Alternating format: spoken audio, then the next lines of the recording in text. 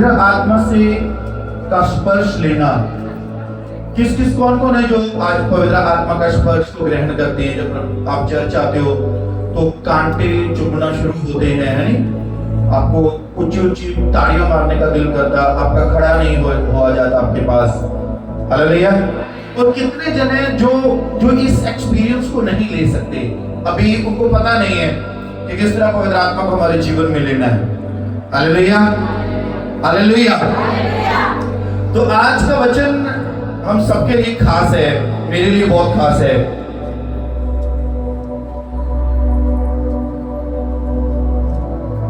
क्योंकि पौलुस प्रेरित की एक पत्री है फिलिपियंस, उसमें बहुत जबरदस्त बात लिखी हुई है।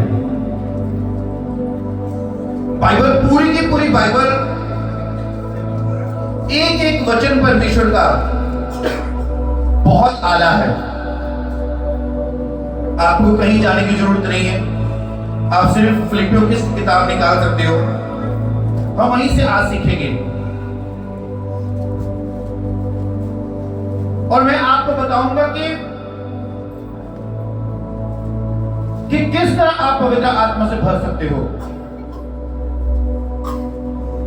और आज हम सीखेंगे पवित्र आत्मा से भरा हुआ व्यक्ति की पहचान क्या है। पहचान क्या है पवित्र आत्मा के भरे हुए व्यक्ति? हालेलुया। आप पवित्र आत्मा को छूते हुए किसी व्यक्ति को देखते हो तो तुम्हें पहचान होती है कि इस व्यक्ति को क्या हो रहा है, दुष्ट आत्मा छू रही है या पवित्र आत्मा छू रही है। लेकिन आप गली में चलते हुए, चर्च में खड़े हुए, बिन प्रेयर के आप कैसे अंदाजा लगाओगे कि ये बंदा पवित्र आत्मा से भरा हुआ है कि नहीं भरा हुआ? आज हम, परमेश्वर की आत्मा ने मुझे वो आज फल दिया। हालेलुया। हम देखते हैं कि जब प्रभु यीशु मसीह, कौन जानते हैं कि प्रभु यीशु मसीह जब गतसमनी बाग में थे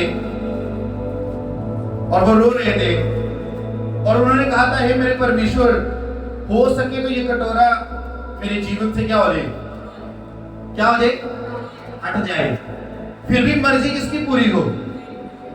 मेरी नहीं, उसकी पूरी हो। हालेलुया। तो उसके बाद हम प्रेरितों काम में देखते हैं, अध्याय 2 के अंदर देखेंगे नहीं, मैं ऐसे ही बता दूंगा आपको। आपको पता है हम पेंतिकुस्त के दिन, बहुत अब पेंतिकुस्त के दिन चल रहे हैं। पेंतिकुस्त के दिन का मतलब कि पवित्र आत्मा इस धरती पे जिस दिन, जिन समय के अंदर आया था, पुराने नियम के अंदर यहोवा कलीसिया के संग संग रहता था। बादल का खंभा बन के, बादल बन के, आग का खंभा बन के, हालेलुया, समय समय पे अपने नबियों के ऊपर उतरता था और अपने नबियों को क्या करता था, रास्ता मार्ग दिखाता था। अपने नबियों के द्वारा अपने लोगों को क्या करता था, छुड़ाता था। उसके बाद मत्ती के समय, जब नया नियम के में परमेश्वर प्रभु यीशु मसीह खुद एक देह धार के इस धरती के ऊपर आ गए और उन्होंने लोगों को सुनाया, पापियों को वचन सुनाया, धर्मियों के पास भी गया, वो हर गली गली, मोहल्ले मोहल्ले, एक एक चीज को वो बताता गया और वो इस धारणा को खत्म करता गया कि हम परमेश्वर जैसे थोड़े हैं कि हम उनकी रीस कर सकते हैं। पहले लोग कहते थे परमेश्वर की रीस कोई कर थोड़ा सकता है, पर यीशु मसीह खुद एक शरीर धार के आया और उसने वो काम किया जो एक मनुष्य कर सकता है। हालेलुया। तो वो जिसके पास जाता था, जिसको वो टच करता था, उसको क्या करता था, डिलीवर करता था। क्या करता था, डिलीवर करता था। आज हम देखते हैं कि पवित्र आत्मा जब हमारे जीवन में आता है, यीशु मसीह पर पवित्र आत्मा कब उतरा था? कब उतरा था? बोलो बोलो, कब उतरा था? जब उसने बैप्टिज्म लिया था। लेकिन यूहन्ना बपतिस्मा देने वाले में पवित्र आत्मा कब उतरा था? जब वो अपनी मां के गर्भ में ही था। हालेलुया। परमेश्वर का धन्यवाद। पवित्र आत्मा जब उतरता है, वो तब उतरता है आपके ऊपर जब तुम उसके प्रोटोकॉल को क्या करते हो, पूरा करते हो। अगर तुम कहते हो कि मैं परमेश्वर की योजनाओं को भी पूरा नहीं करूंगा तो पवित्र आत्मा कभी भी तुम्हारे ऊपर नहीं उतरेगा। तो यीशु मसीह ने जैसे ही बैप्टिज्म लिया तो पवित्र कबूतर की नाई, जैसे कबूतर उतरता फड़फड़ करते हुए, ना कि कबूतर उतरा तो उसके ऊपर, वहां लिखा कबूतर की नाई।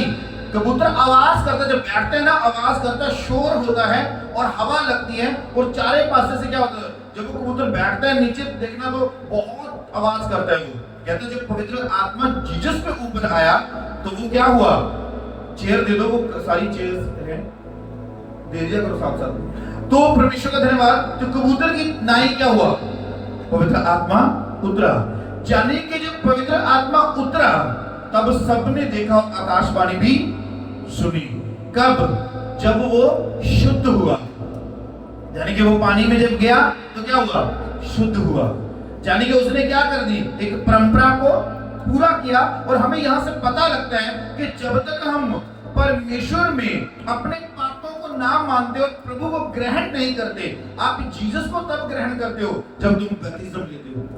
अगर तुम बैप्टिज्म नहीं लेते तुम परमेश्वर को ग्रहण नहीं करते, क्योंकि जो व्यक्ति यीशु का लहू और यीशु का मांस खाता है वो ही यीशु का पुत्र और पुत्री। जब आप बीमार होते हो, जब कोई पेशेंट बीमार होता है तो उसको फ्रूट दिया जाता है। क्यों दिया जाता है, ताकि फ्रूट के प्रोटीन, विटामिन, वो सारी की सारी चीजें उस व्यक्ति के जीवन के अंदर काम करे और वो बीमारी से बाहर आ जाए। हालेलुया।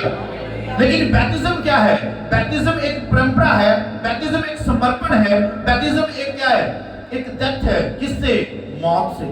कौन सी मौत, पाप की मौत। जैसे पिछली बार हमने प्रचार किया था कि पाप ने क्या किया था, पाप ने मृत्यु पर राज्य किया था। और हम बैप्टिज्म की पहली पहचान क्या होती है कि जब हम पापों को मानते हैं और कहते हैं कि परमेश्वर मैं पापी हूं और आज के बाद मैं पाप ना करूंगा, और हम परमेश्वर को अपना जीवन देते हैं और जाके बैप्टिज्म लेते हैं। और जैसे हम ऊपर आते हैं पवित्र आत्मा कबूतर की नाई उसी वक्त हमारे जीवन में ठहरते हैं। हालेलुया। पर कई बार अगर हम अंधे हैं तो हमें नहीं दिखता, अगर हम स्पिरिचुअल अंधे हैं तो हमें नहीं दिखता, अगर स्पिरिचुअल सनाखे हैं तो हमें फिर वो चीज हमारे जीवन में आते हुए दिखती। जब मेरा बैप्टिज्म, जब मेरा अभिषेक हुआ तो वहां मेरा अभिषेक हुआ था, उस कमरे के अंदर हम 7, 8, 10 जने थे। जब उन्होंने मेरा अभिषेक किया, मेरे स्पिरिचुअल फादर ने, सच बताता हूं मुझे पता ही नहीं लगा कि मेरे अंदर कुछ आया है या नहीं आया है। जैसे उन्होंने मेरे ऊपर हाथ रखा मुझे कोई कुछ महसूस नहीं हुआ। क्यों? क्योंकि मैं भी स्पिरिचुअल क्या था, नॉनसेंस था। मुझे भी नहीं पता था कि स्पिरिचुअल चीजों को, आत्मिक चीजों को कैसे देखते हैं, क्योंकि कभी ऐसी चर्च गए ही नहीं थे। कौन सी चर्च गए आए, 2 ताड़ियां मारियां, 2-4 सॉन्ग गए, 2-4 गवाही हुई, 4 ताने सुने, मैंने सुने, उसके बाद 5-7 चुगलियां की, लेके चीज घर पे आ गए, बस ये काम था। लेकिन जैसे रियल हैंड, हाथ, परमेश्वर के हाथ आया और जो साथ में था उसने पवित्र आत्मा को मेरे ऊपर उतरता हुआ देखा और उसने जाके मेरे स्पिरिचुअल फादर को बोला, कहते आज मैं पहली बार किसी का अभिषेक देख रहा हूं। और जब उसने मुझे बोला कि आपका अभिषेक हुआ और मुझे शक हुआ, और मैंने कहा ऐसा नहीं हो सकता, ये मुझे सिर्फ क्या करने के लिए कह रहे हैं, मुझे कुछ करने के लिए कह रहे हैं। पवित्र आत्मा मुझ पे उतरना चाहिए था, एक्सपीरियंस तो मुझे होना चाहिए था, इनको कैसे होगा। Hallelujah, hallelujah. जब आप बोझ लेकर, क्या लेंगे, उस वक्त मैं बोझ लेके बैठा हुआ था। कौन सा बोझ था? परमेश्वर का आत्मा मुझे 11 साल से बोल रहा था तूने सेवा करना है। मैं 11 साल से भाग रहा था। धीरे धीरे मेरे जीवन के ऊपर से क्या होने लगा, मेरे जीवन के ऊपर से मेरी ग्लोरी खत्म होने लगी, मेरी आशीषें खत्म होने लगी, मेरा बैंक बैलेंस जीरो हो गया, सब कुछ जीरो हो गया, नौकरी चली गई। जब मैंने 35 उसके लिए सेवा के लिए हाँ की, मैंने कहा हाँ मैं सेवा के लिए हाँ करूंगा, और अंदर से कंप्रोमाइज किया, समझौता किया अंदर से। बाहर से बहुत खुश था, ठीक है, दिखा रहा था मेरे स्पिरिचुअल फादर को मैं बहुत खुश हूं, मैं तेरी बात को मानता हूं, लेकिन मैं अंदर से क्या था, अंदर से मैंने सेटिंग की हुई थी कि मैं 15 साल तक कोई चर्च नहीं लगाऊंगा, जब तक मैं नौकरी नहीं लगूंगा। मेरी वाइफ प्रेयर करती है, मेरी बड़ी बेटी अच्छी प्रेयर कर लेती है, वर्शिपर है, वो आप ही सामने लेंगे। चाची हो रहे हैं, ये एल्डर उल्डर मेरे से बहुत सा अपने आप ही हो जाएगा। मैं आया करूंगा और वचन पढ़ के चला जाया करूंगा और जाके टीचिंग किया करूंगा। ऐसी मेरी सेटिंग थी दिमाग के अंदर। सडनली ये पता नहीं क्यों आज खुदावंद का आत्मा मुझे वचन से दूर ले गया, जो वचन आपको मैं सुनाना चाहता था। हालेलुया। सो परमेश्वर का आत्मा यहाँ पर कह रहा है कि मैं तुझे गवाही दूं कि कब हम पवित्र आत्मा से भरते हैं, क्यों भरते हैं हम पवित्र आत्मा से। हालेलुया। तो क्या हुआ, तो जब परमेश्वर का धन्यवाद मैं सेटिंग कर रहा था, और ये अक्टूबर की बात है, अगस्त की बात है, और मैं और मेरे स्पिरिचुअल फादर बुलाडा गए हुए थे बाइक के ऊपर, और वहां उन्होंने मेरे को मना लिया 11 साल बाद मैंने हाँ की, और उन्होंने वही डेट रख दी कि 2 अक्टूबर को आपका क्या है, 2 अक्टूबर को आपका स्पिरिचुअल बर्थडे, और 2 अक्टूबर को ही पापा अब्दुल यूसुफ नरूला का बैप्टिज्म है। हालेलुया। सो परमेश्वर का धन्यवाद। तो क्या हुआ, 2 अक्टूबर को पापा जी ने मेरे लिए बोल दिया कि आपका क्या है, आपका ऑर्डिनेशन है और आपको पास्टर बना दिया जाएगा। मैं सोच रहा था कि मैंने स्टोरी पढ़ी थी कि दाऊद भी 15 साल बाद क्या बना था, राजा बना था। 15 साल पहले उसका क्या हो गया था, अभिषेक हो गया था। और सेम ये लोग जानते हैं, ये बात है 18, 20, 25 अगस्त की जब मुझे ये बात बोली गई, और 9 सितंबर को मेरे घर में जो मेरी बेटी के ऊपर मैंने आस लगाई थी कि ये सेवकाई करेगी, प्रभु ने मुझे कह के बुला ली। 3 दिन के अंदर हमारे घर के अंदर यह मातम छा गया। अब देखो 1 महीना पहले हम खुश थे, लेकिन 9वां महीने की 9 तारीख को यहाँ बिल्कुल क्या था, शोर शराबा था, रोना था, उदासी थी, और लोग ये बात बोल रहे थे कि दुष्ट आत्मा ने इसकी बेटी को क्या कर दिया, मार दिया। उनको थोड़ा पता था कि परमेश्वर, गलती किसकी थी, मेरी थी। क्यों? क्योंकि परमेश्वर ने मुझे बोला था वो काम करने के लिए, पर मैंने अपने मन में सेटिंग किसकी कर ली कि इसने करना है। उसने कहा, हे मूर्ख, तुझे पता नहीं, ये तो कुछ दिन के बाद मेरे पास आने वाली है। और मुझे परमेश्वर ने विजन दिखाया, और कई बार हम विजन जो देखते हैं हम उसे सोचते हैं वैसे ही है, कोई बात नहीं, स्वप्न आते हैं, पर मेरी लाइफ में वैसे के वैसे विजन हुआ। मेरी लाइफ में मुझे बताया गया कि तेरे पास सिर्फ 2 लड़कियां रहेंगी, बड़ी नहीं रहेगी। मैंने कहा ठीक है, ये मेरे साथ आज दोनों हैं, वो नहीं। और जब हम 10 तारीख को मेरे स्पिरिचुअल फादर आते हैं हमारे पास, 11/9 को मेरे स्पिरिचुअल फादर मेरे पास आते हैं, हम वहां बैठे हुए हैं। मुझे कोई होश नहीं, मेरी वाइफ को कोई होश नहीं है, क्योंकि हमारी बेटी इतनी जबरदस्त थी, सब जानते हैं कि बहुत ज्यादा इंटेलिजेंट थी।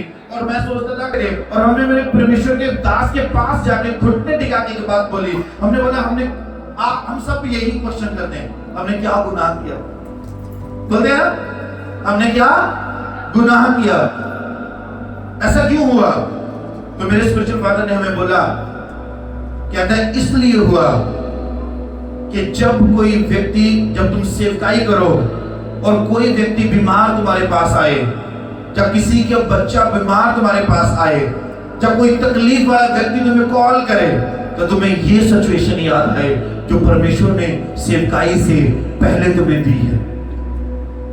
Hallelujah, hallelujah.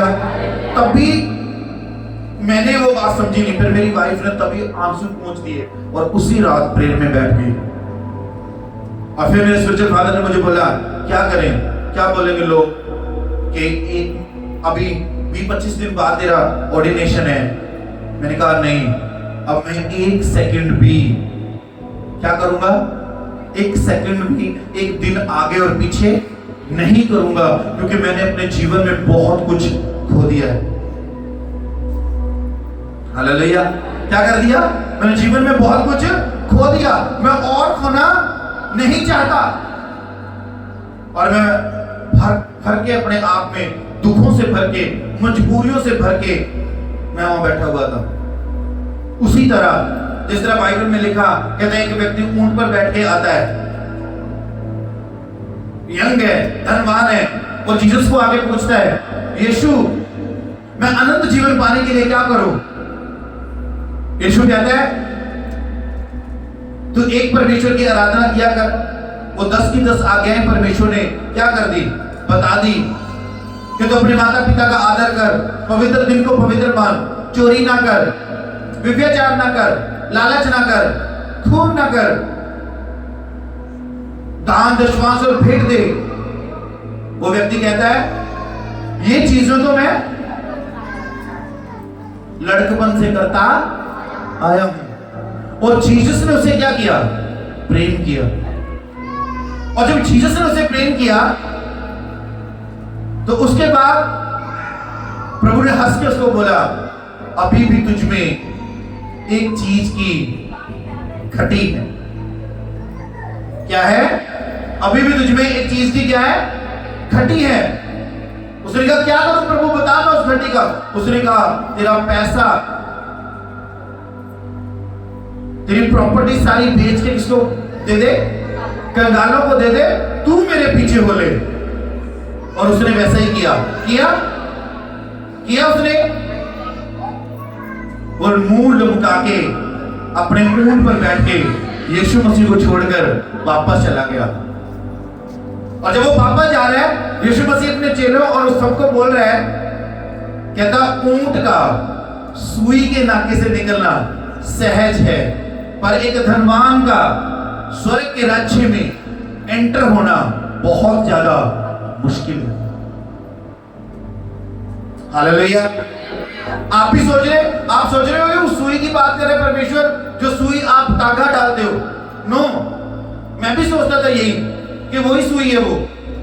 अगर वो सुई में आप ऊंट का लिक्विड बना दे, जूस बना दे, तब भी वो सुई में से निकलेगा नहीं। फिर तो वचन झूठा है। पर वचन कभी झूठा नहीं। बाइबल में लिखा, जब मैंने पढ़ा और मैंने उसकी खोज की, लिखा कि यरूशलेम में जो बड़े बड़े गेट थे वो दिन में खुल जाते थे, पर शाम को वो गेट 7 बजे के बाद बड़े गेट बंद हो जाते थे। और एक छोटा सा 6 फुट का गेट, इतना का गेट, 6 बाई 4 का गेट क्या था, 3 का गेट खुल जाता था।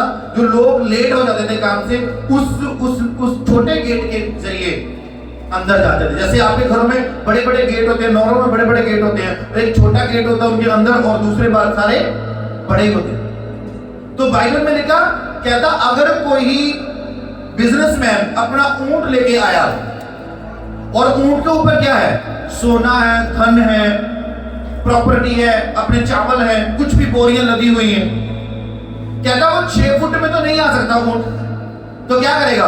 वो पहले ऊंट को बिठाएगा, वजन को उतारेगा, अपनी बोरियों को एक साइड में रखेगा, फिर वो ऊंट को टेढ़ा करेगा, ऐसे घुटने टिकाएगा ऊंट के, फिर धीरे धीरे उसके ठुड्डू को ऐसे करते करते करते भी उसको चोट भी ना लगे, 1 घंटे के अंदर वो क्या करेगा? यरूशलेम में प्रवेश कर जाएगा। और उसके बाद फिर वो बोरियां लेके, एक एक बोरियों को लेकर अंदर लेके आएंगे, फिर यरूशलेम में आने के बाद अपने बोझ को उठाएंगे और चले जाएंगे। कितना मुश्किल था, बड़ा मुश्किल। क्योंकि वो काम कितने घंटों में लग गया? 1.5-2 घंटा लग गया। कहते हैं वो सहज है काम, बोरियां उतारना, ऊंट को सही करना सहज है, पर एक पैसे वाले व्यक्ति को, एक लालची व्यक्ति को कभी भी स्वर्ग में लेके जाना सहज नहीं। Hallelujah, hallelujah. अगर आप अपने ऊंटों को ऐसे ही लेके आओगे, लदे लदाए लेके आओगे, आपके ऊपर घमंड के बोरे रखे होंगे, आपके ऊपर लालच के बोरे रखे होंगे, आप कभी भी पवित्र आत्मा की हुजूरी में एंटर नहीं कर सकते। हालेलुया। क्योंकि उसने कहा कि ऊंट का सुई के नाके से निकलना सहज है, पर धनवान का स्वर्ग के राज्य में जाना सहज नहीं है। जो लोग पवित्र आत्मा पाना चाहते हैं, बाइबल में लिखा, जब तू मेरे घर में आए तू किसी प्रकार का बोझ लेके ना। क्यों कहा उसने कि तू पवित्र दिन को पवित्र माना कर। हालेलुया। हमें क्या करके आना है? सारा बोझ उतार के आना है। क्या होके आना है? शून्य होके आना है, जीरो होके आना है। क्यों कहा? क्योंकि ऊंट को क्या करना पड़ता है? झुकना पड़ता है अंदर जाने के लिए। हमें क्या, अगर पवित्र आत्मा में एंटर होना चाहते हैं तो हमें अपने मन को, अपने शरीर को क्या करना पड़ेगा? झुकाना पड़ेगा। Hallelujah, hallelujah. समझ लो, जैसे ऊंट लदा हुआ था, वो यरूशलेम में प्रवेश नहीं कर रहा था, सेम मैं भी लदा हुआ बैठा हुआ था वहां पर। किस चीज का? कि मैंने इतना काम किया परमेश्वर के साथ, मैंने इतनी वफादारी से, और प्रभु ने मुझसे मेरे साथ क्या किया, और उधर से मेरा क्या हो रहा है? अभिषेक हो रहा है, मेरी आत्मा में कुछ बदल रहा है, पर मेरे मन में कुछ बदल नहीं रहा। ऐसे ही आपकी आत्मा में बदल रहा होता है, लेकिन आपके मन में बदल नहीं रहा होता। कारण क्या है? क्योंकि तुम्हारा ऊंट आज भी यरूशलेम के बाहर खड़ा है। Hallelujah, hallelujah. कितने जन यहां हैं? अगर आप चाहते हो कि पवित्र आत्मा की हुजूरी आपके जीवन में बनी रहे, तो पहला काम क्या करना है? बैप्टिज्म लेना है। दूसरा काम क्या करना है? अपने आप को ऊंट के समान घुटने टिका देने हैं, ताकि तुम उस दरवाजे से, जो न्यू यरूशलेम का दरवाजा है, तुम एंटर हो सको, जा सको, अपने आप को परख सको। क्या कोई विग्रहाचार का बोझ तो तुम्हारे ऊपर नहीं है? अगर तुम्हें स्वर्ग में जाना है, तो तुम्हें वो विग्रहाचार से भरे हुए ऊंट को क्या करना पड़ेगा? खाली करना पड़ेगा।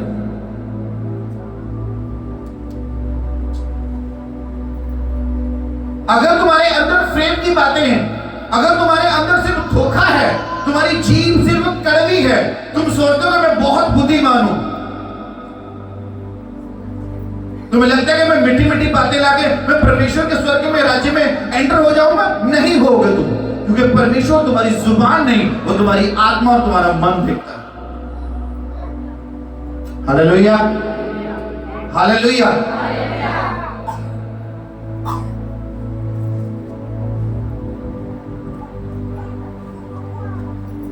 तो मैं भी वहां बैठा हुआ था, और जब वो मुझे बोल रहे थे, मैंने पवित्र आत्मा को आपके ऊपर आता हुआ देखा। मैंने कहा बड़े बड़े पंप मार रहे हैं मेरे को, मैं तो तब सेवा करूंगा जब पवित्र आत्मा मुझे सचमुच आके क्या करेगा। मेरे स्पिरिचुअल फादर ने मुझे बताया कि पवित्र आत्मा किस तरह लेना है। फिर मुझे धीरे धीरे करके उस पवित्र आत्मा का स्पर्श आना शुरू हुआ। हालेलुया। आप देखोगे आज पवित्र आत्मा से भरे हुए लोग कैसे होते हैं। आज पवित्र आत्मा से लोग, अगर आप आज आपने देखना, तो आप वर्शिप के दौरान पवित्र आत्मा के भरे हुए लोगों को देखो, कितने जबरदस्त होते हैं, ताड़ियां मारते हैं, मैं अगर बहुत जबरदस्त तरीके, और जब वचन चलता है तो सोते हैं, वो बड़ी नींद निकाल लेते हैं, जबरदस्त नींद।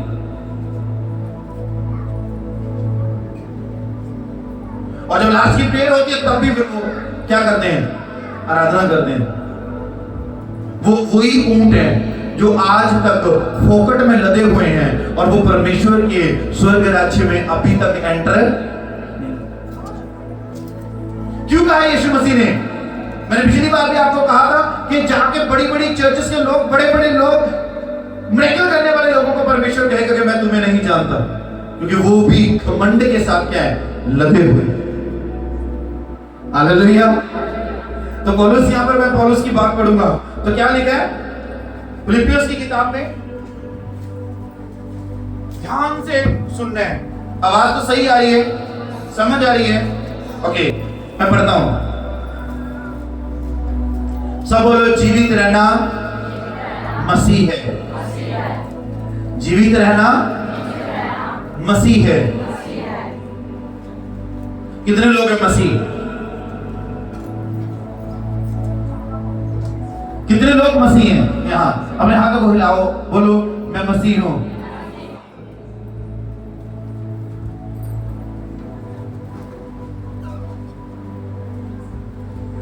इस बात को याद रखना, बाद में बात करेंगे। हालेलुया। अपने हाथों को उठाओ और बोलो मैं मसीह हूं, मैं मसा किया हुआ हूं, मैं शुद्ध किया गया हूं, मैं अलग किया गया हूं, मैं पवित्र किया गया हूं। मेरे ऊपर किसी भी अशुद्ध चीज का कोई अधिकार नहीं है। Hallelujah, hallelujah. तारीफ करते हुए मसा किया गया हूं। उस तारीफ को जोर से बजाइए। वचन में लिखा, क्योंकि मैं जानता हूं कि तुम्हारी विनती के द्वारा, यीशु मसीह की आत्मा के दान के द्वारा, इसका प्रतिफल मेरा क्या है? उद्धार है। किसके द्वारा? विनती के द्वारा, तुम्हारी प्रार्थनाओं के द्वारा और यीशु मसीह की आत्मा के द्वारा, फिर जाके उसको क्या मिलता है? उद्धार मिलता है। मैं तो यह हार्दिक लालसा और आशा रखता हूं कि मैं किसी बात में लज्जित न हूं, पर जैसे मेरे प्रबल साहस के कारण मसीह की बड़ाई मेरी देह के द्वारा सदा होती रहती है, वैसे ही अब भी हो, चाहे मैं जीवित रहूं चाहे मैं मर जाऊं। तो मसीह की बड़ाई कैसे होनी चाहिए? मसीह की बड़ाई कैसे होनी चाहिए? पौलुस कहता है, तुम्हारी देह के द्वारा।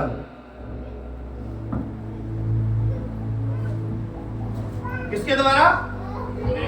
तुम्हारी देह के द्वारा। किसकी बड़ाई होनी चाहिए? परमेश्वर की।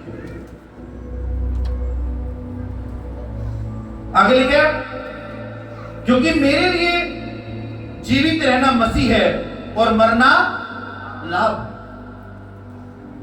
पर यदि शरीर में जीवित रहना ही मेरे काम के लिए लाभदायक है, तो मैं नहीं जानता कि किसको चुनूं, क्योंकि मैं दोनों के बीच अधर में लटका हुआ हूं।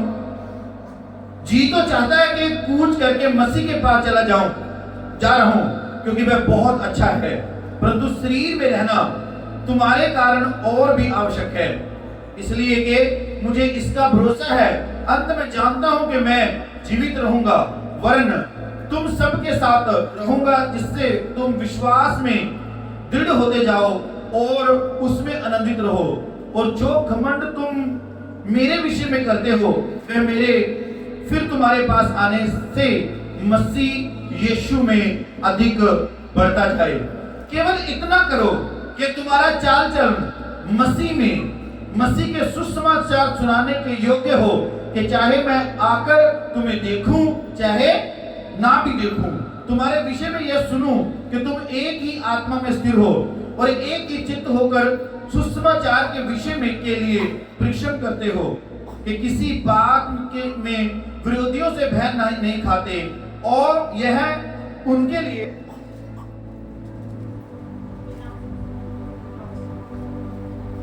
विनाश का स्पष्ट चिन्ह है, परंतु तुम्हारे लिए उद्धार का, और यह परमेश्वर की ओर से है। आमीन। आगे लिखा, जिसमें हम बात करने वाले हैं, क्योंकि मसीह के कारण, सब बोलो मेरे साथ, क्योंकि मसीह के कारण तुम पर यह अनुग्रह हुआ कि ना केवल उस पर विश्वास करो, पर उसके लिए दुख भी उठाओ। हालेलुया। एक दूसरे को बोलो, जो विश्वास करता है एक दूसरे को बोलो, केवल विश्वास ही ना करो, उसके लिए दुख उठाओ। फिर आगे बोलोगे तो विश्वास ही ना करो, उसके लिए क्या करो? दुख उठाओ। कौन कौन व्यक्ति है जो मसीह के लिए दुख उठा रहे हैं? कैसे? खड़े हो, आपने कहा खड़े हो, बताओ कैसे उठा रहे हो दुख? प्रभु में चल रही हो, वेरी गुड। और हाँ, और कोई है जो बता सकता है कि मसीह के लिए कैसे दुख उठा रहे हो? बोलो क्या दिक्कत है? अगर पुराना सोफा बाहर निकालोगे तभी तो नया रखूंगा मैं, वहां पर जगह हो जाएगी। अगर हम गलत एक सवाल का गलत जवाब देते हैं, इसका मतलब हमारे अंदर से गलत चला गया, अब उसकी जगह पे क्या आएगा? सही आएगा। हालेलुया। अब जितने ये लोग हैं सब कहते हैं कि हम मसीह के कारण क्या उठाते हैं? दुख उठाते हैं। और यहां पौलुस कहता है क्योंकि मसीह के कारण तुम पर क्या हुआ? अनुग्रह हुआ। क्योंकि अगर मसीह ना होता तो परमेश्वर कभी भी मनुष्य मानव को कभी भी ग्रहण ना करता। क्योंकि मसीह ने क्या उठाया? मनुष्य के लिए दुख उठाया। तो जब अनुग्रह हुआ, ना केवल उस पर हम विश्वास करो। केवल तुम में कौन कौन है जो यीशु मसीह में विश्वास करते हैं? देखो अभी विश्वास करने वालों में भी क्या है, कैटेगरीज हैं, कोई छोटा है, कोई बड़ा है, कोई ज्यादा है, कोई हालेलुया। फिर तो प्रभु आज आपसे क्या कहता है? प्रभु आज आपसे कहता है कि आपने विश्वास ही नहीं करना, आपने क्या उठाना है? दुख उठाना। अब एक व्यक्ति बोलेगा कि मैं गरीबी में हूं, तो मैं मसीह के लिए क्या उठा रहा हूं? दुख उठा रहा हूं। एक व्यक्ति बोलेगा मैं इतने दिन से बीमार हूं, तो मैंने बोला कि मेरा जुकाम सेट नहीं हो रहा था, तो मैं मसीह के लिए क्या हो रहा हूं? मैं दुख उठा रहा हूं।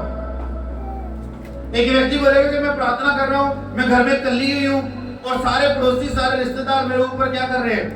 जुम्बस कस रहे हैं, यानी जुगले मार रहे हैं मेरे ऊपर, तो मैं क्या हूं? मैं मसीह के लिए क्या उठा रहा हूं? दुख उठा रहा हूं। हालेलुया। कहता अगर तुम विश्वास करते हो तो केवल विश्वास करने वाले ना बनो, दुख उठाने वाले बनो। अब दुख उठाना और दुख सहना देखने में एक ही लगते हैं, पर है क्या है? अलग है। अब एक व्यक्ति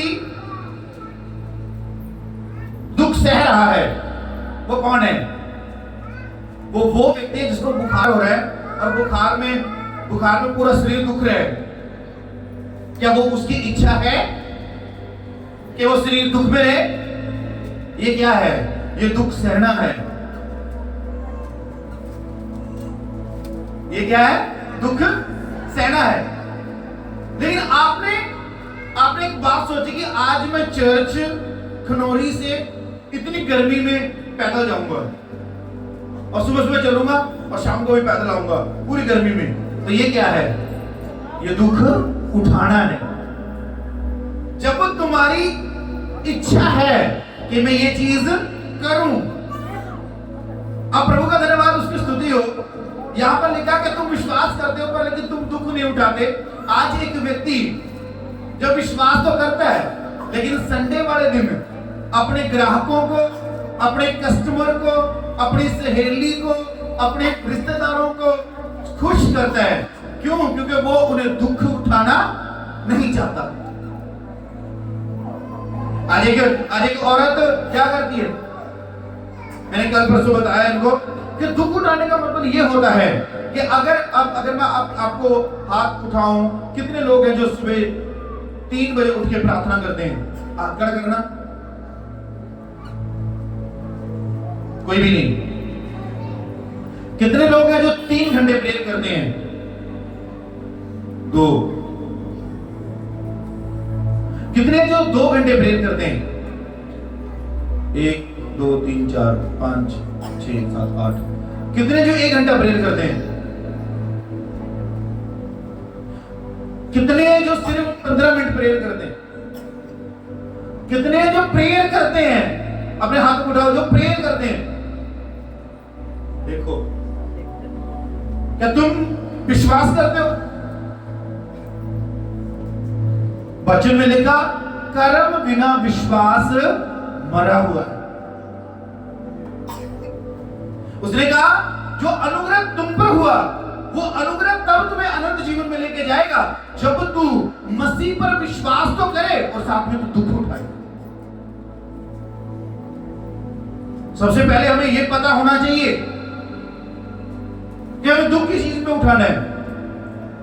एक व्यक्ति जब फास्टिंग रखता है, जब उसे भूख लगती है तो कभी वो पानी पीता है, कभी चाय बना के पीता है, कभी वो जूस पी लेता है, कभी उसको ये नहीं पता कि मेरा युद्ध किसके साथ है। जब आप फास्टिंग में होते हो, आपका युद्ध भूख के साथ होता है। किसके साथ? भूख के साथ। जब वो भूख लगे तो उसे बोलना है तेरे साथ तो मेरा युद्ध है, लग ले, खाऊंगा नहीं। क्योंकि बाइबल में लिखा है कि मनुष्य रोटी से नहीं, किससे जीवित रहता है? परमेश्वर के निकले मुख से, वचन से। और जाओ और वचन को पढ़ो, तृप्त होकर उठोगे।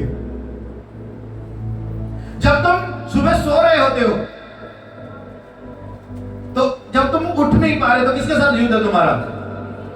नींद के साथ। कौन जीतता है? नींद। क्या तुमने दुख उठाया? नहीं। मैं रात की बात करता हूं, मैं परमेश्वर का धन्यवाद करता हूं जब मैं प्रभु में 12 बजे मैं सो गया और मैंने कहा मैं 4 बजे मैंने आज को बोला 3:50 का अलार्म लगाओ, मैंने सुबह सुबह आज प्रार्थना करनी, उसने लगा दिया और मुझे 3:45 पे क्या आ गई, जाग आ गई और जाग आ गई। मैं बाहर गया और जाके मैंने पानी पिया, चिपके मारे और मेरे मन में सडनली एक विचार आया, क्या करूंगा 4 बजे उठ के, 3 दिन की तो लगातार प्रेयर की, रात भी प्रेयर की, रेस्ट भी जरूरी है। और मैंने फोन लिया, मैं दिखा सकता हूं आपको, 3:50 से 4:50 कर दिए। 4:50 पे उठूंगा, 1 घंटा और रेस्ट करूंगा। मेरे साथ संत जी हमारे सोए पड़े थे यहाँ पर, आशीष भाई यहाँ पर लेटा हुआ था, इसको मैंने बड़े आरामदायक सोता हुआ देखा। मैं भी सोचूंगा 1 घंटा। और जैसे ही मैं लेटा, रियल मेरे को ना पेट में ना दर्द होना शुरू हो गया, हैवी एकदम, और मेरा दर्द में बाहर चला गया। मैं वैसे खड़ा रहा ऐसे, मैं क्या हो गया, ये पानी पी लिया, पानी लड़ गया। बाद में मैं वहां खड़ा रहा, जब तक मेरी सुस्ती नहीं गई तब तक मेरा दर्द नहीं गया। और एग्जैक्ट 3:50 पर मेरा दर्द चला गया। मुझे समझ आया, मैंने तभी अलार्म बंद किया और जाके प्रेयर में बैठ गया। मैंने कहा वाओ, ये पवित्र आत्मा करवा रहा है, ठीक है। अगर मैं 3 दिन से प्रार्थना में ना होता तो मैं सोता, और पता कितने बजे उठता? 8 बजे। मेरे को नहीं 4 बजे उठानी थी, क्योंकि दुख जब हम परमेश्वर के लिए उठाते हैं, दुख उठाने का मतलब होता है हमारी इच्छा है हम सो सकते हैं, हमारी इच्छा है हम उठ सकते हैं, हमारी इच्छा हम खा सकते हैं, हमारी इच्छा हम छोड़ सकते हैं। तो क्या है ये? दुख उठाने। तुम्हें पता होना चाहिए कि अगर हमें सुबह उठना है तो हमारा युद्ध किसके साथ है? इस शरीर के साथ है, नींद के साथ है। अगर आप संडे को चर्च आना चाहते हो तो आपका युद्ध किसके साथ है? लालच के साथ है। अगर आपके अंदर लालच है तो फिर आप उस लालच के दास हो, परमेश्वर के दास नहीं हो। अगर आपने खाना खा लिया फिर तुम प्रभु के दास नहीं हो, तो भूख के दास हो। हालेलुया। अगर तुम सोते सोते प्रेम नहीं की, फिर तुम विश्वास भी नहीं करते। और जीसस ने कहा विश्वास करने वाले में चिन्ह होंगे, तभी तो चिन्ह नजर नहीं आते। अगर मैं बात करूं, मैं तो तू विश्वास करता है, व्यक्ति कहता हाँ मैं बहुत विश्वास करता हूं। ले उम्र ये सारा कुछ हो रहा है, बिन विश्वास है। मैंने कहा फिर इतना अपना हो रहा है और पड़ोसियों को देना इसलिए भी ज्यादा हो रहा है, वो तो नहीं विश्वास करते, उनके क्यों हो रहा है? हालेलुया। क्या करना है? अगर तुम परमेश्वर में विश्वास करते हो तो तुम्हें क्या उठाना पड़ेगा? दुख उठाना पड़ेगा। पहला स्टेप क्या है मसीह में? दुख उठाना। और शुरुआत कहां से होती है? जब तुम्हारा फेवरेट सीरियल चल रहा होता है तो रिमोट लेके बंद करना सबसे बड़ा दुख है वो, क्योंकि तुम्हारा प्रेयर का क्या हो गया है? समय हो गया। जब तुम्हारा प्रेयर का समय हुआ तभी तुम्हारी सहेली, तुम्हारी बहन, जो चचेरी बहन है, जो बहुत सारी चुगलियां करती है, जो जिनके कान जब तक वो आपके साथ बात ना करे तब तक आपका पेट नहीं भरता, उसकी कॉल को कट करना और परमेश्वर के वचन को सुनना, ये सबसे बड़ा दुख उठाने वाली बात है। यहां से शुरुआत होती है मसीहत की, जो आज तक शुरू नहीं हुई है, नहीं हुई है। अगर तुम विश्वास करते हो तो छोटी छोटी, जैसे एक नैतिकता, एक धार्मिकता, एक नमस्ते और पैरे हाथ लाने से शुरू होती है।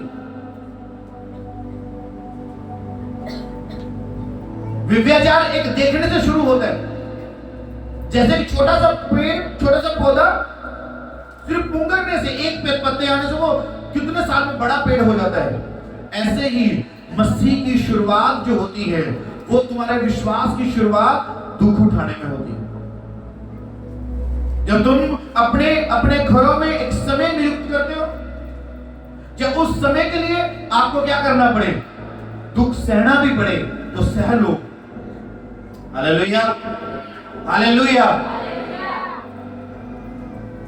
जितने सोए हैं बोलो हालेलुया।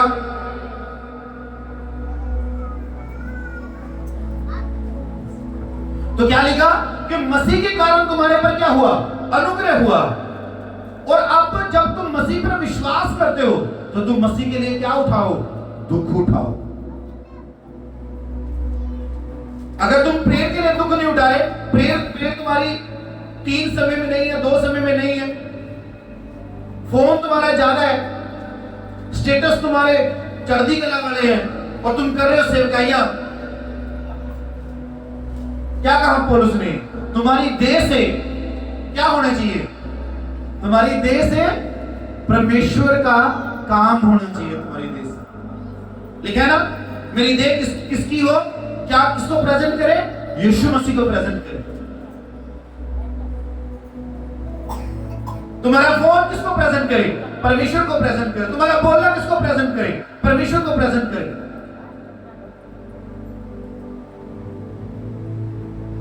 अगर तुम्हें शादी में किसी को यह बताना पड़ जाए कि तुम मसीह हो, फिर तुम मसीह नहीं हो। मसीह तब होता है जब दूसरा व्यक्ति बोले कि तुम मसीह हो। यार तू बड़ा अलग से है यार, क्या है, कोई नाम ले गए, हाँ मैं मसीह हूं, अच्छा अच्छा। बाइबल वाले लोग कैसे होते हैं, उधर डूबे मार रहे हो, वो भी मार रही है, वो भी चुगली कर रही है, वो भी चुगली कर रही है, उसके नीचे से निकल के लॉकेट आगे बढ़ा के, अच्छा तुमने भी नाम ले गया, तुम्हारी पहचान क्या है, लॉकेट नहीं। पौलुस कहता है तुम्हारी देह मसीह का चिन्ह हो, तुम्हारे काम मसीह का चिन्ह हो, और तुम मसीह के लिए क्या उठाओ, दुख उठाओ।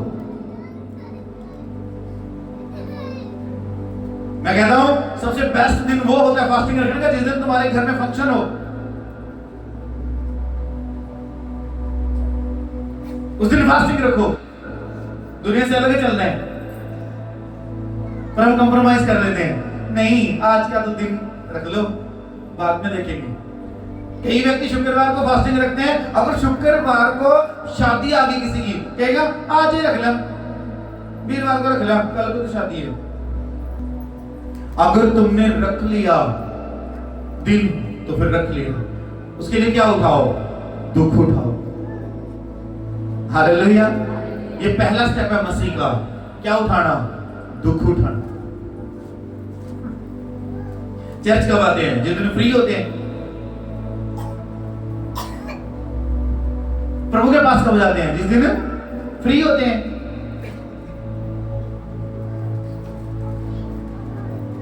दुख उठाने की सबसे बेस्ट एग्जांपल क्या है पता है, जब तुम घर को छोड़ के, संडे को अपने सारे काम को छोड़ के चर्च के अंदर अपनी सेवा को नियुक्त करते हो।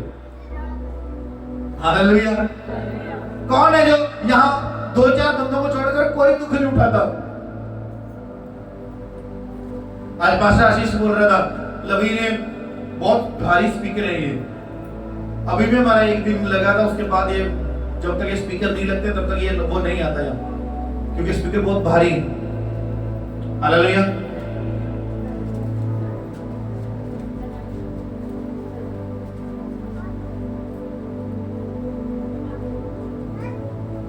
और कह रहे हैं कि अगर ऐसा ही करवा दिया 2-4 बार मैं तो नहीं आऊंगा। क्यों? क्योंकि सेवा करना दुख उठाना है।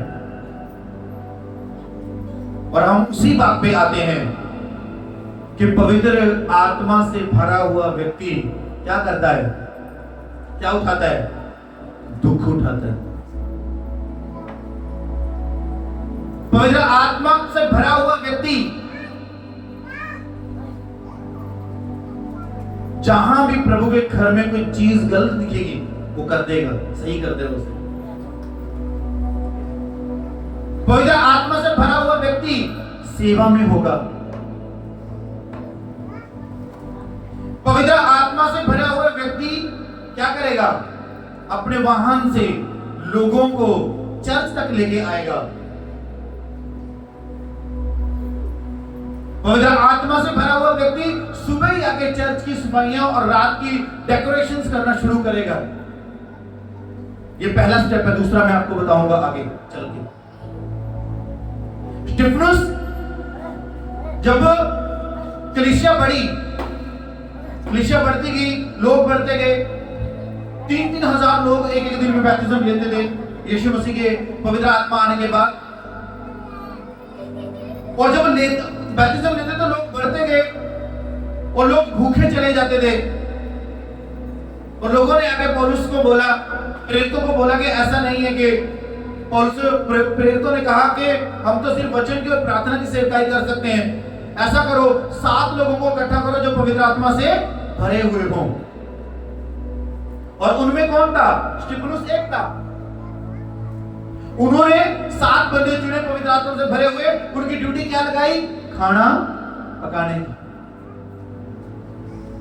अब पवित्र आत्मा से भरा हुआ व्यक्ति क्या कर रहा है? खाना बना रहा है।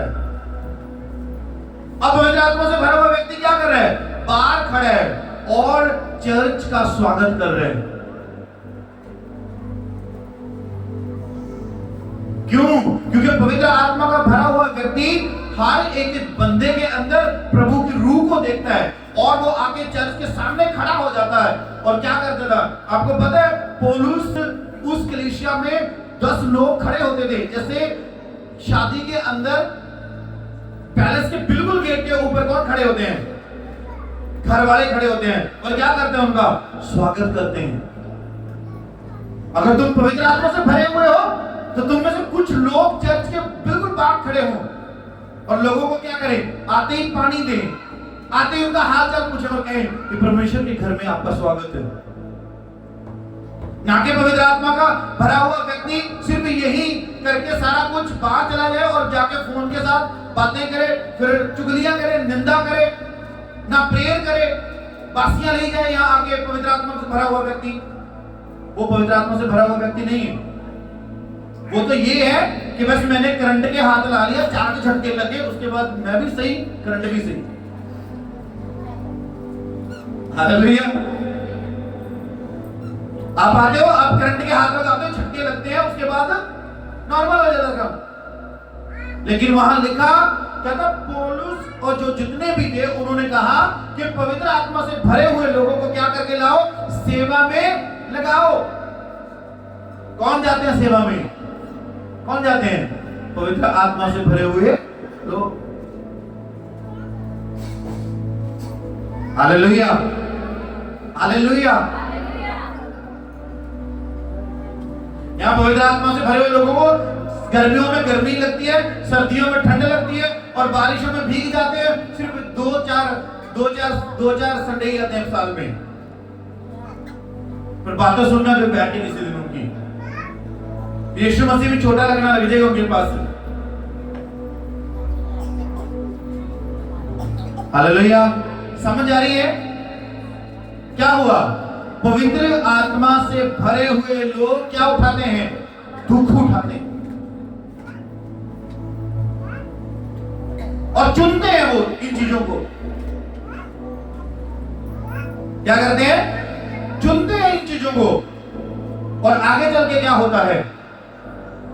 लिखा है स्टिफनुस को पथराव से मार दिया गया। यानी कि उसके ऊपर क्या हुआ? पथराव हुआ। आरोप क्या था?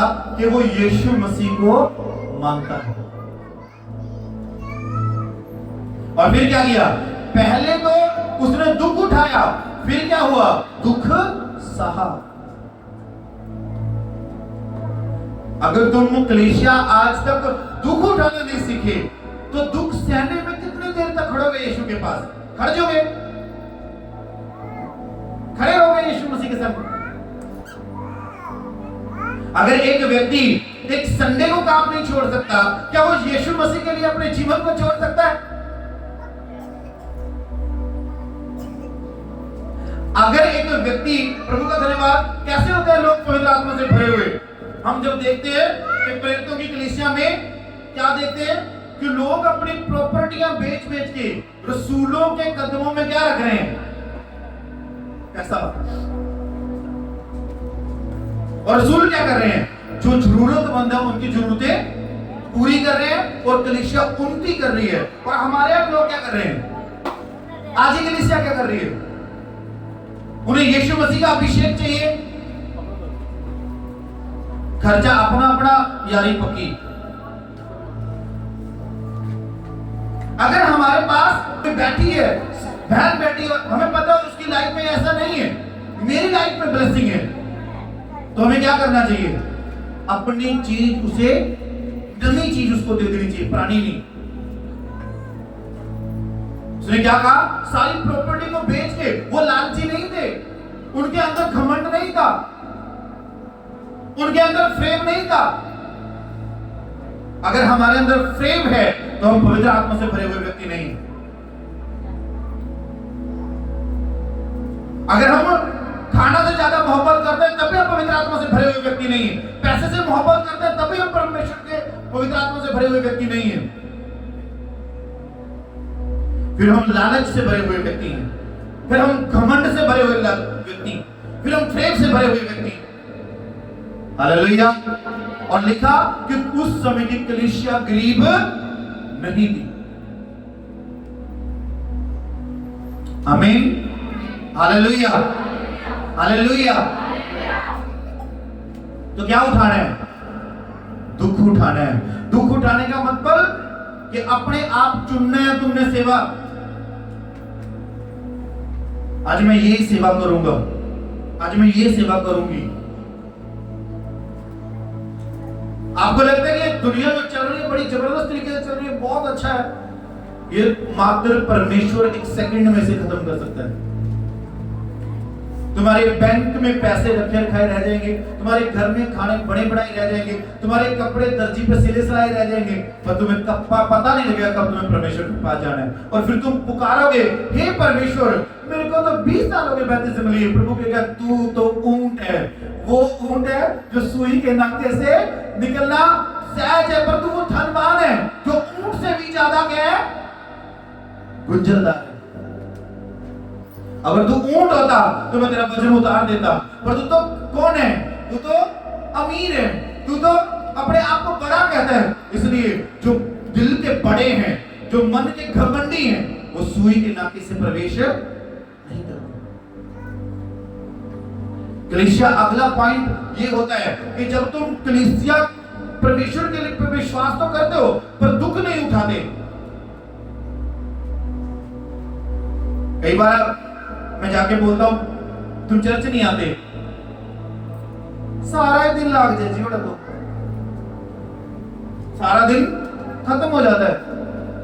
पूरे ठीक है, 12:30 बजे आकर रोटी पानी खाकर सो जा।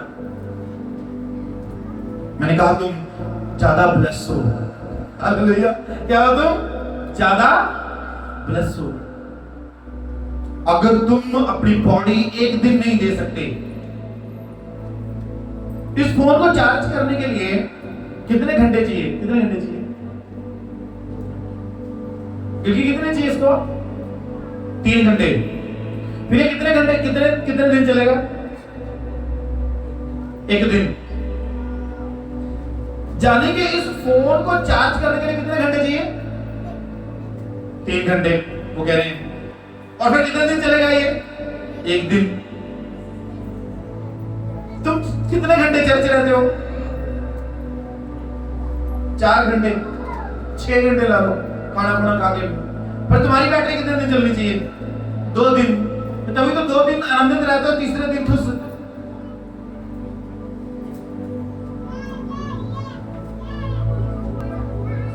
इसलिए जो पवित्र आत्मा से भरे हुए लोग हैं, ये पीछे इधर से चले जाओ और पीछे बैठ जाना, जाके आगे नहीं आना।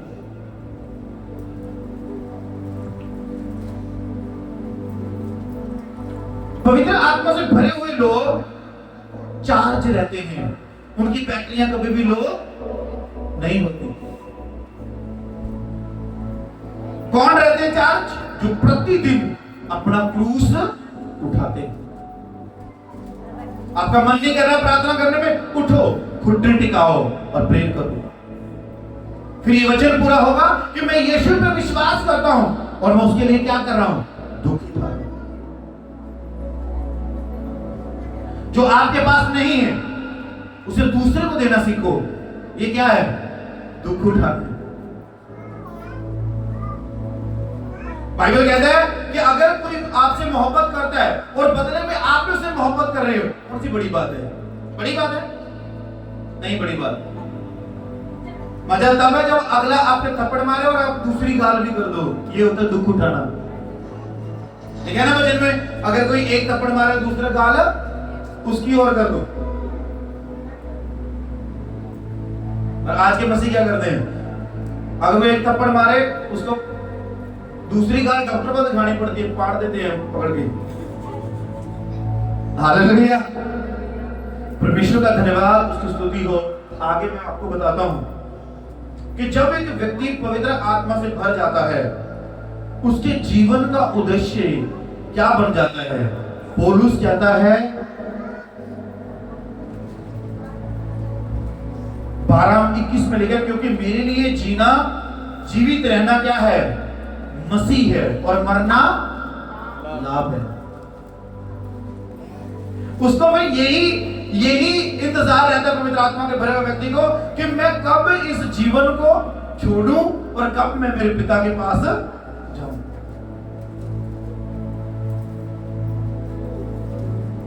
इस तरह लालची व्यक्ति को ये रहता है कब मैं चर्च छोड़ूं और कब जाके मैं क्या करूं, काम करूं। एक भूखे व्यक्ति को कब चर्च आमीन हो और कब मैं जाके खाना खाऊं। एक सुस्त व्यक्ति को कब ये चर्च खत्म हो, कब जाके मैं सोऊं। जो तुम्हारे जीवन में ज्यादा है वही तुम्हारे जीवन में प्रफुल्लित होता जाएगा। और बाइबल कहती है पवित्र आत्मा जब आता है आवाज आती है, लेकिन वो भरता जाता है। और जब तुम भर जाते हो तो तुम्हारे शरीर से, तुम्हारे शरीर के कामों से प्रकट होता है कि तुम पवित्र आत्मा से भरे हुए हो या नहीं भरे हुए। हालेलुया। और मैं आपको बताता हूं, आपको पता कि जब पतरस पवित्र आत्मा से भर गया तो पतरस को भी वही दुख सहना पड़ा जो यीशु मसीह ने सहा था। पतरस को उल्टा क्रूस दिया गया। क्या दिया गया? उल्टा क्रूस। क्रूस देने के लिए चला। एक बार कहते पतरस एक बार और भाग गया था, जो पढ़ रहा था कहता पतरस भाग गया और सबने कहा निकल जा पतरस, निकल जा, तू यहाँ से चला जा, तेरे को मार देंगे, आज तुझे क्रूस दे। वो जा रहा है, शाम सी हो रही थी, जा रहा है, एक व्यक्ति आ रहा है। तो पतरस कहता तू कौन है? कहता तू कौन है? कहता मैं पतरस हूँ। कहता मैं यीशु। कहता क्यों? कहता मैं तेरी जगह द्वारा क्रूस सहने के लिए जा रहा हूँ, तू तो भाग रहा है ना, मैं जा रहा हूँ। पतरस कहता रुक जा, मैं जाता हूँ। और गया और कहा कि नहीं, मैं परमेश्वर के तुल्य नहीं हूँ, जीसस के तुल्य नहीं हूँ। मेरा सिर कहाँ कर दिया जाए? नीचे कर दिया जाए। जब तुम दुख उठाओगे नहीं तो तुम दुख सहोगे भी। अब कानून आ गया नया कि जो चर्च जाएगा उसे 2 किलो आटा नहीं मिलेगा, दाल नहीं मिलेगी। हरियाणा की चर्चेस खाली हो गई हैं। क्यों भाई? हो गई है ना। जहां लोग 100 थे वहां 40 आते हैं। कहते हैं कोटा कट जाएगा। क्या कट जाएगा? कोटा कट जाएगा। उनका स्वर्ग से नाम कट गया, कोई दिक्कत नहीं। जो परमेश्वर चिड़ियों को खुआता है, जो परमेश्वर काकों को खुआता है, जो परमेश्वर शेरों को, चींटियों को खुआता है, वो परमेश्वर आपको भी 2 रोटी दे सकता है। दे सकता है ना? तो कब देगा वो? जब तुम पवित्र आत्मा से भरे हुए होंगे, जब लालच से भरे होंगे, तो रोगे बैठे बैठे। Hallelujah, hallelujah. तो तुम्हारी देह से मसीह का, तुम्हारी देह के कामों से मसीह झलकना चाहिए। फिर तुम पवित्र आत्मा से भरे हुए लोग। पौलुस ने जा जाके गवाहियां दी, किसकी? मसीह की। और लास्ट में उसको 5 बार कोड़े पड़े, बेंती पड़े। एक बार तो पथराव हो गया और उसको पत्थर लग रहे हैं और वो नीचे कह रहे, एक ही बात कह रहे हैं, मैं ना मरूंगा, जीवित रहूंगा, परमेश्वर के कामों का वर्णन करता रहूंगा। अब पौलुस को अपने सांसों के ऊपर क्या था? अधिकार था। और कहते हैं लोग छोड़ के चले गए, पौलुस मर गया। जब चले आए पौलुस को खड़ा हो गया, वो कहता तू जीवित है। कहता ऐसे कैसे मर सकता हूं, तो मैंने परमेश्वर के काम करने। पवित्र आत्मा से भरा हुआ व्यक्ति मौत से भी नहीं डरता। हम तो यहाँ चंद 4 मिनट की गर्मी से डरते हैं। मैंने देखा मेरे लोग पवित्र आत्मा से भरे हुए थे, कहां मरा? जब ईस्टर था, सारे कांद के नार चिमड़े हुए थे, पवित्र आत्मा से भरे हुए लोग। इतनी की वो थी शाम, उसमें इकट्ठे हो गए पवित्र आत्मा से भरे हुए लोग। मैंने बोला ये देख, इंतजार तक का मुझे परमेश्वर वचन दे और मैं वो बात आपको बताऊं। ये ताने नहीं है, ये आपको बताना है कि तुम्हें दुख उठाना है, आप दुख सह सकोगे लास्ट में आके। उसने कहा जो अंतिम समय तक क्या है, विश्वास योग्य है, वो ही मेरे घर में मेरे संग रहेगा। Hallelujah, hallelujah. तो क्या होता है आपको पता? मैं जब ये बाइबल ये बुक पढ़ रहा था, 70 मसीहों की कहानी इसमें पढ़ रहा था, मैंने सिर्फ एक ही पेज कल पढ़ा, आगे पढ़ने की मेरी इच्छा नहीं हुई, मैं डर गया। कहते जो व्यक्ति आज दुख उठाएंगे नहीं, वो दुख परमेश्वर में सहेंगे नहीं। अगर जो यहां दुख नहीं सहेंगे, वो हमेशा के लिए नरक में दुख सहेंगे। हालेलुया। इसमें लिखा क्या था? गुनाह क्या था लोगों का? पहले तो लोगों को यही नहीं पता था कि यहूदी और इस मसीह अलग अलग हैं। ऐसा नहीं है तुम्हें लगता कि आज ही लोग आपसे नफरत करते हैं। आज तो नफरत 30% रहेगी। जो ये बाइबल तुम अपने बच्चों को दे देते हो, ये बाइबल तुम्हारी टीवियों के ऊपर पड़ी रहती है, बताता हूं मैं आज कैसे तुम्हारे तक पहुंची है। पवित्र आत्मा से भरे हुए लोगों के द्वारा, उनकी कुर्बानियों के द्वारा। बाइबल में देखा आपने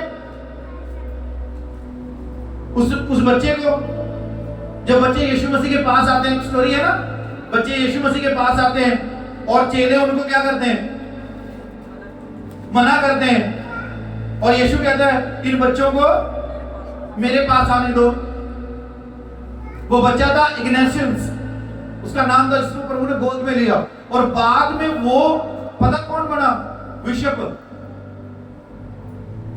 जैसे यीशु ने उसे गोद में लिया, वो पवित्र आत्मा से भर गया, उसने सारी जिंदगी उसको दे दी, परमेश्वर को दे दी, और वो क्या बन गया? बिशप बन गया और एक जगह पे जाके सेवा करने लगा। और जब यीशु मसीह को 100 साल हो गए, जब बुजुर्ग हो गया वो, उसके ऊपर जब उसने दुख सहे, फिर उसके ऊपर दुख सहे उसने, पहले दुख उठाए उसने, फिर उसने दुख सहे। तो दुख क्या था? पकड़ के ले गए राजा। दुख क्या था? उससे पूछा जाता था, पहले कोई कानून नहीं था, पूछा जाता था कोई यीशु मसीह को मानता है, उस पर विश्वास करता है? वो कहता है हाँ मैं विश्वास करता हूं। क्या तू छोड़ देगा यीशु मसीह को? वो कहता है नहीं मैं छोड़ूंगा, जाओ उसको मृत्यु दंड दे दो। और जो कहता था नहीं नहीं मैं मसीह को नहीं जानता, उसे छोड़ दिया जाता था। डरते तो नहीं ना आज? कभी कल को आऊंगा मैं चर्च, आप आओ ना आओ, ये आपका मैटर है। वचन ऐसे ही आपको झुझोड़ता रहेगा। Hallelujah, hallelujah. कहते हैं ना जो जो जो छालनी में पड़ते हैं, जो ब्रीक होते हैं वो नीचे रह जाते हैं, जो मोटे मोटे होते हैं वो ऊपर आ जाते हैं। हालेलुया। आज मैं बताता हूं आपको कि दुख, आपको लगता है कि जो बीमारियां आ रही हैं तुम मसीह में दुख उठा रहे हो। नो, ये दुख नहीं है, ये तो सह रहे हो तुम। पर दुख उठाना वो होता है जो अपनी इच्छा से, जैसे इस बालक ने पता था कि मसीह में मुझे आगे जाके क्या मिलेगी? मृत्यु मिलेगी, फिर भी बड़ी पदवी पर गया। और कहते हैं इसको पकड़ लिया गया, इसको अरेस्ट कर दिया गया। इसकी एक बात ना मुझे बहुत जबरदस्त लगी, मैं बताता हूं आपको। उसने लिखा उसने ना रोमियो की कलीसिया को लिखा, कहता है मृत्यु उसके लिए उसके प्रयास का मुकुट और मसीह और सच्ची शिक्षा का पाना है। कहता मृत्यु क्या है? उसके प्रयास का क्या है? मुकुट है, और मसीह और सच्ची शिक्षा को पाना का प्रतिफल क्या है? मृत्यु। अगर तुम मसीह को पा रहे हो और सच्ची शिक्षा ग्रहण कर रहे हो तो इसका प्रतिफल क्या है? मृत्यु। उसका मुकुट क्या मिलेगा आपको? मृत्यु। कौन सी मृत्यु? शरीर वाली, ताकि तुम अनंत जीवन जीसस के साथ जियो। और देखो क्या लिखा है, कहता है मैं परमेश्वर का गेहूं का दाना हूं। मैं क्या हूं?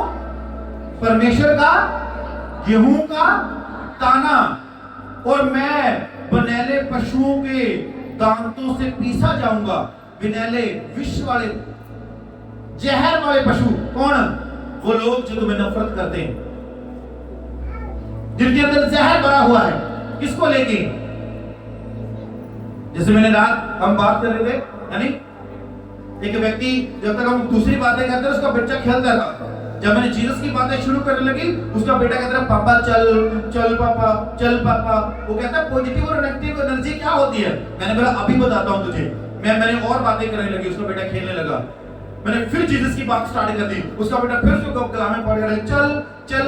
मैं कहा ये नेगेटिव एनर्जी है जो तेरे बेटे को तुझे घेरे हुए है। जब मैं पॉजिटिव एनर्जी की बात करता हूं, तेरा बेटा घर को दौड़ाता है। ये नेगेटिव एनर्जी है। जब तुम्हारा दिल प्रार्थना करने का ना करे, तुम्हारा दिल उपवास करने का ना करे, तुम्हारा दिल प्रभु के वचन पढ़ने का ना करे, तुम्हारा दिल चर्च आने का ना करे, तो समझ लो कि आप बिनैले पशुओं के हाथों में पड़ गए हो और आप नेगेटिव एनर्जी के ऊपर हो, उसके कब्जे में हो। हालेलुया। समझ रहे हो? कहता बिनैले पशुओं के मुंह से कहता मैं पीसा जाऊंगा, और मैं पता क्या बनूंगा? कहता है मैं शुद्ध रोटी बनूंगा। क्या बनूंगा? कौन बनता है शुद्ध रोटी? जो पीसे जाते हैं, जो पीसे जाते हैं। एक कणक के दाने को दो पाटों के बीच में क्या करना पड़ता है? पीसना पड़ता है, तब वो जाके तुम्हारे शुद्ध रोटी तुम्हारे जीवन में बनती है। Hallelujah, hallelujah. तो क्या किया गया उसके साथ? और लेटर लिख रहा, कहता मैं आ रहा हूं मसीह के लिए शहीद होने के लिए, मैं मसीह को मिलूंगा। और क्या होता है? आज हम थोड़ा सा सैक्रिफाइस नहीं कर पाते परमेश्वर के लिए, और कहते हैं हम पवित्र आत्मा को मानते हैं, जीसस के ऊपर विश्वास करते हैं। इसमें लिखा, कहता उस समय के लोगों को कुत्तों के आगे फेंक दिए गए। वो लोग कौन से कुत्ते? हड़काए वाले, पाड़ने वाले कुत्ते, उनको नोच खा गए जिंदगियों को। जानवरों की खालों के अंदर सी दिए गए वो, जब और धूप में फेंक दिए गए। और जब वो सूखती है खाल, तो वो जो यक होता है ना, बड़ा बड़ा यक, देखा यक क्या होता है? वो बड़े बड़े बालों वाला बंदा, वो बंदा कहता हूँ, वो क्या होता है? वो बल्द सा यक बोलते हैं उसे। उसकी खाल में क्वालिटी होती है, जितना वो धूप लगती जाएगी उतना सुखड़ता जाएगा वो। और मसीहों को उन खालों में सील दिया गया, और देखो धीरे धीरे क्या हो रहे हैं? वो सुखड़ रहे हैं, और धीरे धीरे क्या हो रहे हैं? मर रहे हैं। हालेलुया। जिंदे लोगों को जो ये विषम था, इसको पता क्या कर दिया गया? इसको पहले कोड़े लगवाए, फिर गर्म सरिये करके इसके शरीर में को पा दिए गए, पूरे शरीर में पा दिए गए। फिर जो थोड़ा बहुत जान रह गई थी, फिर उसको शेरों के सामने फेंक दिया गया, और जो थोड़ा बहुत करंग बच गया उसको लोग उठा के ले गए और उसको यरूशलेम में गाड़ दिया गया। और क्या हुआ? उसका रिजल्ट क्या हुआ? आज मसीह पूरी दुनिया में फैले हुए हैं यीशु मसीह के सामर्थ्य नाम में, फैले हुए हैं। आज उनके बदौलत आज तुम्हारे पास जीवित वचन आया हुआ है। ये होते हैं पवित्र आत्मा से भरे हुए लोग, ना कि पवित्र आत्मा के लोग मसीह भाई किसके खाए पिए खिसके, बस खाए पिए और खिसके। कई बार तो पास्टर जी अकेले ही रहेगा खड़ा, बाद में पीछे देखता है ही नहीं कोई। पवित्र आत्मा लेना आसान है, उसके साथ भर के चलना क्या है? मसीह ने क्या कहा? प्रभु यीशु मसीह जब पवित्र आत्मा से भर गया, गतसमनी पाक में उसका पसीना लहू में बदल रहा है। कितना हैवी प्रेशर है उसके पास, उसको पता है। देखे ना जब कोई डॉक्टर आपको टीका लगाता है और आपके सामने वो सिरिंज को भरता है ऐसे करके, तुम्हारे दिल में क्या होती है? छोटी सी सुई है ना, फिर भी तुम्हारे दिल में धड़कन पड़ती है भी। जब वो टीका तुम्हारी तरफ आता है, तुम्हारी बॉडी में क्या होता है? तो जीसस ने इतना बड़ा दुख उठाना था सुबह, और उसके ऊपर कितना प्रेशर था, कितना प्रेशर था उसके ऊपर। क्या था? उसकी बूंदें, जो पसीने की बूंदें थी, लहू में कन्वर्ट होने लगी। और उसने कहा, हे परमेश्वर, हो सके तो ये कटोरा मुझसे हटा ले, फिर भी इच्छा मेरी नहीं प्रभु तेरी पूरी हो। क्या किया उसने? दुख को उठाया, पहले दुख उठाया, फिर क्रूस के ऊपर दुख सहा। अगर वो उठाता ना तो सहता। अगर आप विश्वासी हो तो तुम दुख उठाना सीखो, जिम्मेदारियां उठाना सीखो। तुम किसका इंतजार करते हो? पास्टर आकर तुम्हें बोलेगा तुम्हें काम करो। तुम किसके मसीह में किसके बच्चे हो? तुम पास्टर के बच्चे हो, जीसस के बच्चे हो? किसके बच्चे हो तुम किसके साथ जुड़े हुए हो? मैंने एक दिन चर्च में खड़ा बोला, कौन है जो मेरे साथ जुड़ा हुआ है? सारे हाथ खड़ा कर लिया सारों ने। मैंने कहा अगर तुम मेरे साथ जुड़े हो तो कल मेरे साथ लड़ाई हो जाए, तो तुम तो एक भी चर्च नहीं आओगे। तुम मेरे साथ मत अटैच हो। किसके साथ अटैच हो? जीसस के साथ, उसके मसा के साथ। मैं गलत हो सकता हूं पर परमेश्वर कभी गलत नहीं हो सकता।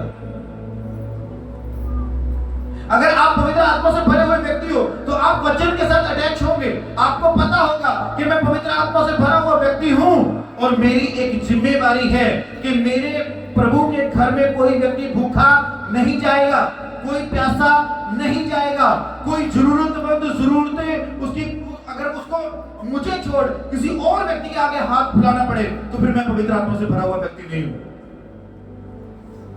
जाओ चेक करो, मसीह एक मसीह की मदद नहीं करेगा, पर एक मसीह को अविश्वासी बंदे के पास जाना पड़ता है मदद लेने के लिए।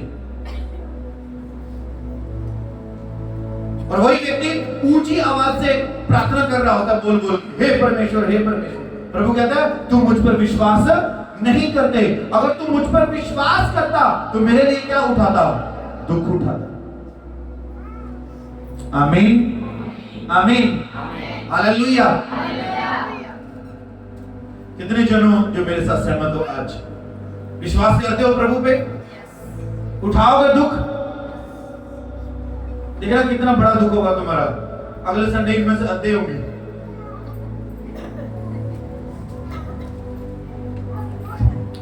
अध्याय होंगे। ये पूछे क्या आप तो कहते हो पर बहुत ज्यादा दिन बस, क्योंकि जब तक आप परमेश्वर के वचनों को नहीं जानोगे तब तक तुम स्वर्ग के राज्य में एंटर नहीं हो सकते। ये तो आपको by one get one free और ऑफर मिलेंगी चंगाइयां तो। उसने कहा जाओ पहले मेरे धर्म और मेरे राज्य खोज कर, ये सारी वस्तुएं तुम्हें क्या मिलेगी? फ्री में मिलेगी। Hallelujah, hallelujah. पिछले दिनों में मैं गवाही देता हूं, मेरी जान में बहुत दर्द था और मैं पेवा चला गया और यहाँ से मैंने लवी को उठाया, मैंने कहा चल डॉक्टर के पास चलते हैं। शहर से बहुत बाहर था और उसने भी जाके घुमा दिया, अंदर कर सेट करके दे दिया, ओवरडोज में टैबलेट्स ले लेके। अब मेरे सामने एक दो रास्ते थे। पहला रास्ता ये था कि मैं उसको बोलूं कि भाई इंजेक्शन एक और ला दे और इसको बाहर निकाल दे, है ना। दूसरा ऑप्शन था कि मैं इस दर्द के साथ जाऊं और प्रेयर को पूरा करके आऊं और फिर आऊं और फिर निकाल दूं। अब मैं यहां आया 9 बजे से लेके 1 बजे तक मैं यही सोचता रहा करूं क्या। कभी मेरे मन में आए कि दादी के साथ प्रार्थना होगी, कभी मेरे मन में आए कि अगर मैंने ये प्रार्थना स्किप कर दी तो ये पता नहीं कि प्रार्थना कितने दिन बाद उनके घर में रखी जाए, और फिर मैं दर्द को चुनूं या फिर मैं प्रभु को चुनूं। ये मेरी चुनाव है। और मैंने लवी को उस दिन बाय गॉड ग्रेस की घर पे तक हम दोनों गए, मैंने थोड़ा सा मदद ली और मैं तुरंत वो सारा कुछ करके पेवा गया। और जब मैं वहां 4-5 बजे पहुंचा तो मुझे दर्द शुरू हो गया। अब वहां दर्द स्टार्ट हो गया और दर्द भी बहुत ज्यादा। और मैं रात को 9 बजे प्रेयर करना स्टार्ट किया। हमने 4 बजे तक प्रेयर की, फुल नाइट प्रेयर, और मैं दर्द में ही बैठा रहा और मैं एक ही बात सोचता रहा कि परमेश्वर, मैं इस दर्द को सहूंगा। किसके लिए? मेरे लिए नहीं, तेरे लोगों के लिए। अगर मैंने यहाँ थोड़ी सी ढील बरत दी, ये सबसे पहले सो जाएंगे जितने घर वाले हैं, क्योंकि इनको आदत नहीं, और वो मेरे साथ जागते रहे। फिर भी 3-4 तो सो गए। जो ज्यादा पवित्र आत्मा से भरे हुए लोग थे वो सो गए, जो कम पवित्र आत्मा से भरे हुए लोग थे वो जागते रहे। हालेलुया। पता है कौन होता है पवित्र आत्मा से भरे हुए लोग? जब पास्टर जाए और वो गवाहियां सुनाए, और जब काम करने का टाइम आए तब वो खड़ाटे सुनाते हैं। सुनाते भाई जब ज्यादा काम हो गया था, उनकी फिर बातें होती हैं, उनके जीवन से कोई काम नहीं होता। तो जब मैं सुबह उठा, मैंने फिर जब 5 बजे ज्यादा ही मैं तंग हो गया, तो जब तक प्रेयर की तब तक दर्द सहन था, क्योंकि प्रेयर में मैं लगा रहा। और प्रभु का धन्यवाद, जब 5 बज गए तो ज्यादा दर्द हो गया। फिर मैंने एक गोली और ली और मैं थोड़ा सा सोया। और जब मैं सुबह गया, एक छोटा सा डेंटल के पास गया और मेरा दर्द उसके बाद खत्म हो गया यीशु मसीह के नाम में। अगर सोचो, अगर मैं प्रभु को ना स्वीकार करता, उस दर्द में प्रेयर ना करता, दर्द ना उठाता, क्या वो दर्द मेरा खत्म होता? नहीं। हम किस चीज को चुनते हैं? कई बार आपके घर में पैसे नहीं होते और तुम कहते पैसे तो है नहीं, अगले संडे चलेंगे। तुमने किस चीज को चुना? गरीबी को चुना जो परमेश्वर को चुना है? अगर तुम्हारी माँ का फोन आ गए कि बेटी मेरा तो पेट में दर्द है और तुम्हारे घर में पैसे ना हो, जाओगे ना लेने के लिए किसी के पास? पक्का जाओगे ना? फिर चर्च के लिए क्यों नहीं? परमेश्वर के लिए क्यों नहीं? तो तुम किसको चुनते हो? तुम संसार को चुनते हो, इसलिए तुम विश्वास तो करते हो पर तुम दुख उठाने वाले नहीं हो। हालेलुया, हालेलुया, आमीन। तो क्या बनना है? दुख उठाने वाले। तुम पर अनुग्रह हुआ है किसके नाम पे? यीशु के नाम पे। और तुम अगर प्रभु में विश्वास करते हो तो तुम क्या उठाओगे? दुख भी उठाओगे। और एक समय आएगा कि तुम्हारा परिवार कहेगा यीशु को छोड़ दे, तुम फिर दुखों को सहोगे। तुम दुखों को सहोगे, पहले उठाओगे फिर सहोगे। उठाया ही नहीं, सहोगे क्या? कुछ भी नहीं। Hallelujah, hallelujah. कितने जने जो प्रभु के मेज में हिस्सा लेना चाहते हैं और लेते हैं,